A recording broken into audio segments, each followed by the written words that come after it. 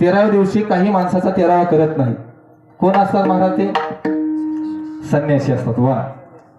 आणि जे संन्यासी महात्मे असतात त्यांचा 14व्या दिवशी 13वा करतात, म्हणजे त्यांचा विधी 14व्या दिवशी करत असतात.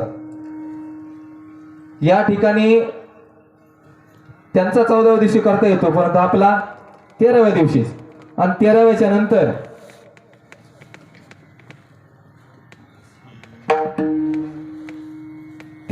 नंतर जो विधी असतो तो गंगापूजनाचा आहे. आणि त्याच्यानंतर शेवटचा विधी आहे आजचा हा वर्ष श्राद्धाचा विधी. विठ्ठल विठ्ठल विठ्ठल.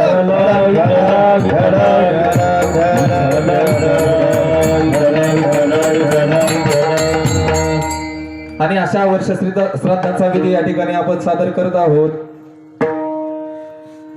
वर्ष श्राद्धाचा विधी सादर करत असताना 365 दिवस लागतात या ठिकाणी. अगदी बरोबर.